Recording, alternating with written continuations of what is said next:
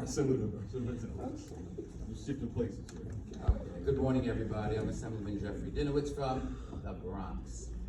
So, It's courageous saying the Bronx. You've got some swear words, but actually, it's the Bronx. So, we are in the year 2024. It was sometime, I think, late in 2004, almost 20 years ago, that I first started working on legislation regarding human trafficking, because up until that time, there was no mention of human trafficking in New York law. There was no crime of human trafficking. And you would think it would be a no-brainer that we could pass something really quickly to combat human trafficking, both sex trafficking and labor trafficking. And yet it took a few years, but we finally put together a strong enough coalition to deal with that. And I just want to say right now, having D.A. Bragg, having Senator Clear, Sonia Osorio, and all these advocates and survivors here is why I'm confident we're going to get the job done this year, 20 years after we started working on this issue. I mean, I'm not a patient person, but this is like way too long. So in 2007, we passed the first anti-human trafficking law. It's called the Anti-Human Trafficking Act of 2007, and it defined what human trafficking was in law. It established penalties for various acts of human trafficking, as well as providing services to survivors of human trafficking. And over the years, we realized we had to strengthen the law, and so bit by bit, that law was strengthened. But right now, we still have more work to do all these years later.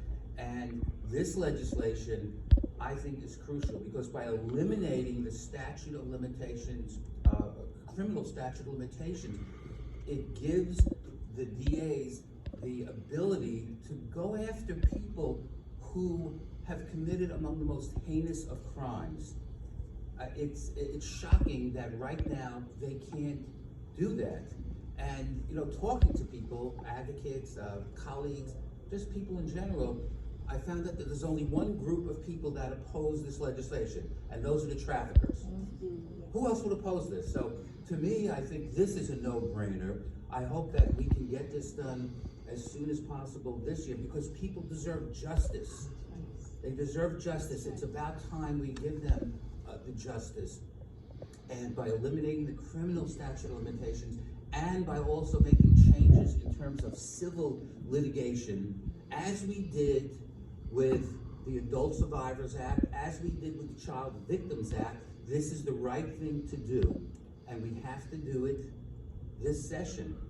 It's only January, I know, but I don't want to wait until the end of June to get this done. This needs to be done right now, and the same line of reasoning applies here as applied when we eliminated the statute of limitations for rape. And the same line of reasoning applies here as it did with the Child Victims Act and the Adult Survivors Act. So we need to do this. We have a great coalition, and I hope that we do the right thing, because the people who survived this deserve justice, as do people in the future if they are victims. So I thank everybody for being here, and I look forward to working and make sure this happens ASAP. Thank you.